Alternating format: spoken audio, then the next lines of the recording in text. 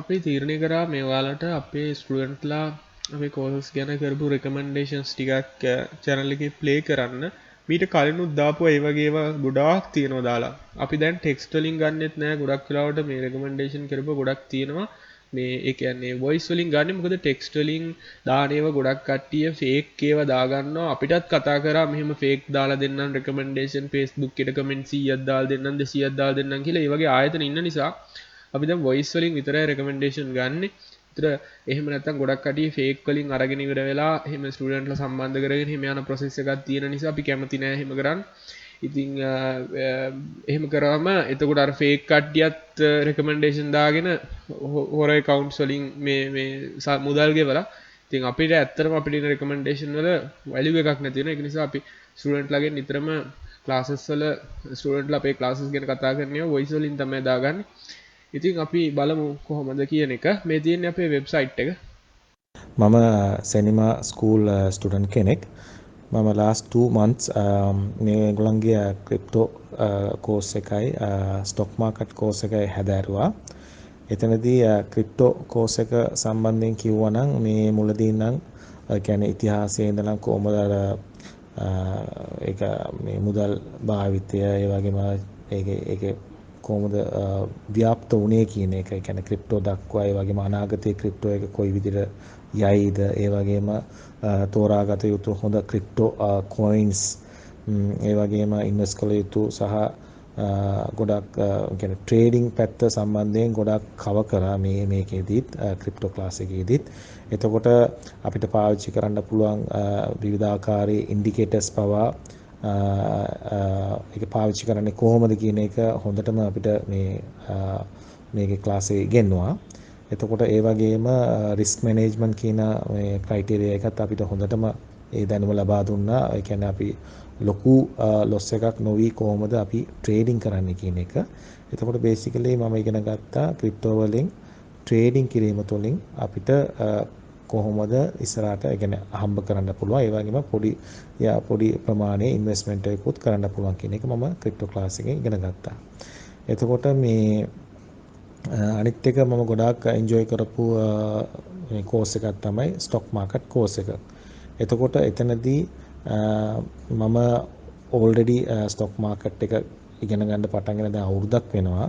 ඒ වගේම මම අනිකුත් පොඩි කෝසස් අවුරුද්ද කියන්නේ දවසේ කෝස් දවස් 2-3 කෝස් එහෙම කරා. එතකොට අවංකව කියනවා නම් එතනදී මම ලබාගත්තු දැනුමට වඩා ඉහළ මට්ටමේ ගුණාත්මක දැනුමක් මම මේ සිනමා ස්කූල් එකෙන් ඉගෙන ගත්තයි කියන එක මම මේ තව උදාහරණ කීපයකින් මට කියන්න පුළුවන්.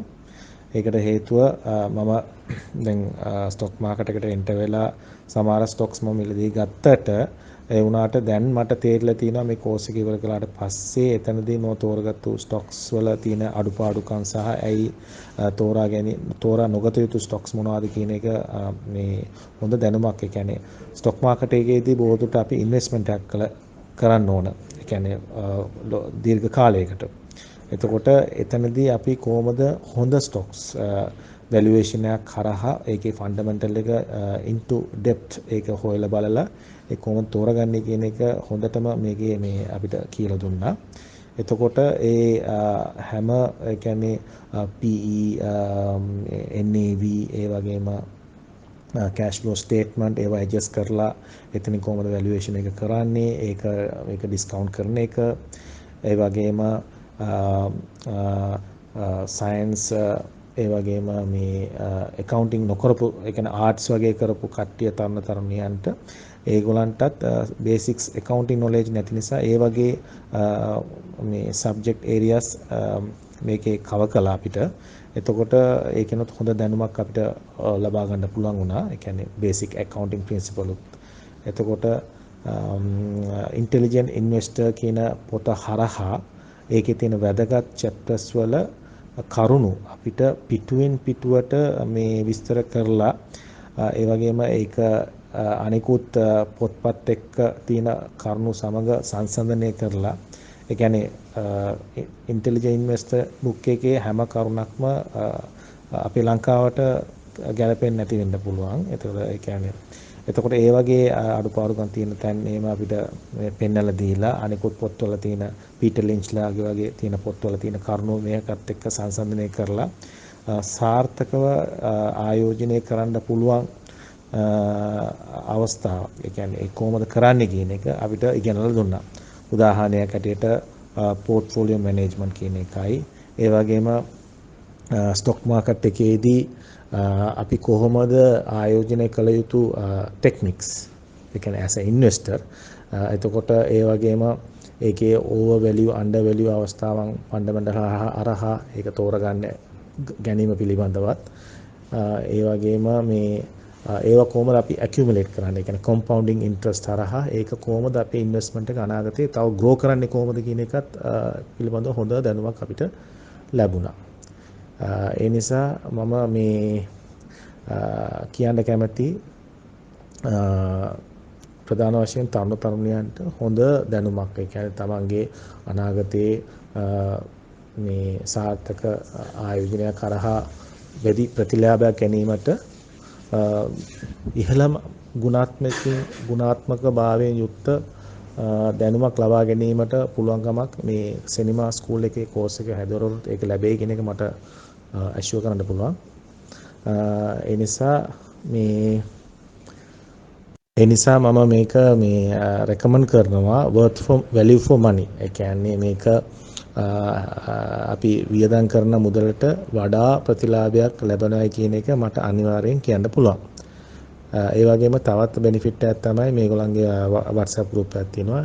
එතනදී අපිට කුමන විදිහේ question එකක් තිබුණත් ප්‍රශ්නයක් තිබුණත් අපිට අහලා පිළිතුරක් ලබා ගැනීමේ හැකියාවකුත් තියෙනවා. එතකොට හරිම ෆ්‍රෙන්ඩ්ලි මැනේජ්මන්ට් එකක්.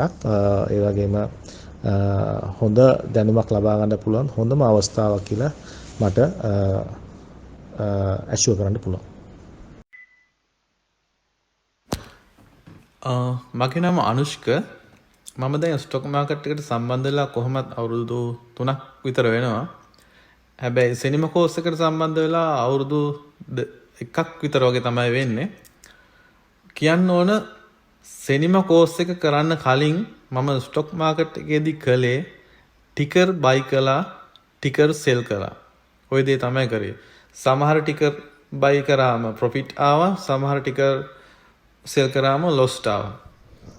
හැබැයි මම දැනගෙන හිටියේ නැහැ මේ ටිකර් පිටිපස්සේ අතිවිශාල සමාගමක් තියෙනවා. ඒ විශාල සමාගමට බිස්නස් එකක් තියෙනවා. ඒකට බලපාන මැක්‍රෝ ඉකොනොමික් සිචුේෂන්ස් තියෙනවා. මේ වගේ කිසි දෙයක් දැනන් හිටියේ නැහැ. ෆයිනෑන්ෂල් රිපෝට් එකක් කොහොමද කියවන්නේ, ඒක කියවලා කොහොමද තේරුම් ගන්නේ, ඊට පස්සේ ඒන ඇනලිස්ට් එකට අනුව අපි කොහොමද රියැක්ෂන්ස් කරන්නේ, මේ වගේ කිසි දෙයක් මම හරියට දැනන් හිටියේ නෑ. ඔහේ YouTubersලා ෆලෝ කරා, Facebook එකේ groups ෆලෝ කරා, මේ වගේ දේවල් කර ඔහේ හිටියා. හැබැයි සාමාන්‍ය රිටර්න් එකක් ආවා නැත්තේ නෑ. හැබැයි මට සමස්ත මාකට් එක ගැන, සමස්ත ඉකොනොමි එක ගැන, කොහොමද මේ ඉකොනොමි එක වැඩ කරන්නේ, කොහොමද මේ ඉකොනොමික් මැෂින් එක රන් වෙන්නේ කියන දේවල් ගැන ගැඹුරු අදහසක් ගන්න පුළුවන් වුණා මේ සිනමාගේ ස්ටොක් මාකට් කෝස් එක කරාට පස්සේ. ඒක බොහොම වටින දෙයක්. මොකද මම සමහර විට මම මේ කෝස් එකේ දා කරන්න තීරණය කරේ නැත්තම් අදටත් මම ස්ටොක් මාකට් එකේ බුල් මාකට් එකේදී ওই ටිකර් එකක් පස්සේ ගිහිල්ලා අරගෙන ආයේ බෑ මාකට් එකක් ආවම ඒක සෙල් කරලා ලොස්ට් එකක් අරගෙන ඒ වගේ දෙයක් කර අදටත් ඉන්න පුළුවන්. හැබැයි දැන් මම එහෙම නෑ. දැන් මම කම්පැනියක් දිහා ටිකර් එකක් දිහා බලන්නේ කම්පැනියක් විදියට. ඒක සම්පූර්ණ කම්පැනියක්. එයාලට එයාලගේ බිස්නස් එකක් තියෙනවා. ඒ වගේ දකින්න පුළුවන් වුණා සිනමා කෝස් එකට සම්බන්ධ වුණාට පස්සේ.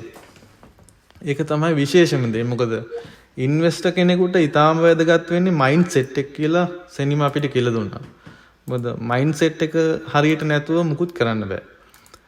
ඒ වගේ ඊටාම වටින කෝස් එකක්. ඒ කියන්නේ කිසි ප්‍රශ්නයක් නැහැ. ඉන්වෙස්ටර් කෙනෙක් හදන්න ඕන කරන බේසික් ටික ඔක්කොම සිනමා අපිට දෙනවා. හැබැයි ඉතින් සිනමාට බෑ අපිට කියලා වැඩේ කරවන්න. වැඩේ කරගන්න එක තියෙන්නේ අපේ අතේ. මොකද අශ්වයා වතුර ගාවට එක්ක යන්න පුළුවන් පොවන්න බෑ.